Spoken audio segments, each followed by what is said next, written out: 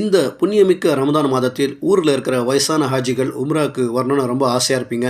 இருந்தாலும் கூட்ட நெரிசல் காரணமாக போகலாமா வேண்டாமான்னு யோசனையிலே இருந்துறீங்க வராமல். அந்த யோசனையே வேண்டாம்.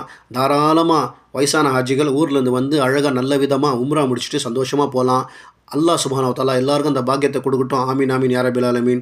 சவுதி அரசாங்கம் வயசான ஹாஜிங்களுக்கு உம்ரா செய்வதற்கு நல்ல அழகான ஏற்பாடு பண்ணி வச்சுருக்கிறாங்க. அதுக்கு தனியாகவே இடம் ஒதுக்கியிருக்கிறாங்க. 3 விதமான ஏற்பாடு பண்ணி வச்சுருக்கிறாங்க வயசான ஹாஜிங்களுக்கு. நான் ஒன்று ஒன்றா சொல்கிறேன். ஒன்று வந்து தள்ளு வண்டி. இங்கே இருக்கிற கூட சவுதிங்க வருவாங்க நம்ம சேவை செய்கிறதுக்கு, சரிங்களா? கூட வந்து நம்மளை உம்ரா பண்ண வச்சு நல்ல விதமாக விடுவாங்க. அதுக்கு வந்து 250 ரியால்லேருந்து 200 ரியால் வரைக்கும் சார்ஜ் பண்ணுறாங்க, சரிங்களா? அதே மாதிரி தள்ளு வண்டி, இலவச தள்ளு வண்டியாக இருக்குது. அந்த இலவச தள்ளு வண்டி வாங்கினோன்னா நம்ம பெற்றோர்களை வயசானவங்களை வச்சு உம்ரா செய்யணும். இந்த தள்ளு வண்டி வாங்குறதுக்கு அந்த வயசானவங்கள கூட கொண்டு போய் அவங்களுக்கு காமிக்கணும், எங்களுக்கு வண்டி தேவை தான், கூட வயசானவங்க இருக்கிறாங்கன்னு அப்படின்னு சொன்னீங்கன்னா ஒரு வண்டியை உங்களுக்கு கொடுத்துருவாங்க. அவங்க பதிவு பண்ணிவிட்டு வண்டி கொடுத்துருவாங்க.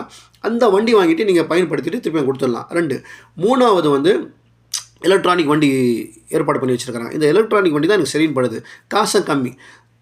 காபத்துல்லா தவாஃப் பண்ணுறதுக்கு 50 ரியாலு, சஃபே மர்வாவுக்கு 50 ரியாலு, 100 ரியால் எலக்ட்ரானிக் வண்டிக்கு நல்ல விதமாக முறா பண்ணி முடிச்சுட்டு நம்மளை கொண்டு வந்து விட்டுடுவாங்க, சரிங்களா? இதுதான்.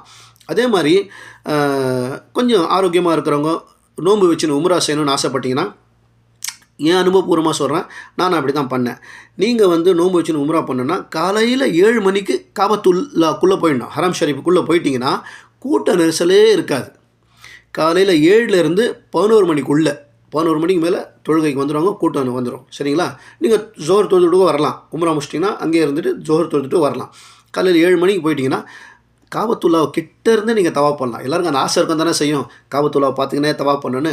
அதனால் அந்த மாதிரி நீங்கள் செய்யணுன்னா 7 மணிக்கு உள்ளே போய்ட்டுங்க அழகாக உம்ரா முடிச்சுட்டு 11 மணிக்குள்ளே நான் வந்துடலாம் இன்ஷா அல்லாஹ். துவா செய்யுங்க. இந்த வசதிகள், இந்த தள்ளுவண்டி வசதிகள் பார்த்திங்கன்னா 66ஆம் நம்பர் கேட்டு, 66ஆம் நம்பர் கேட்டு பக்கத்தில் இருக்குது தள்ளுவண்டி.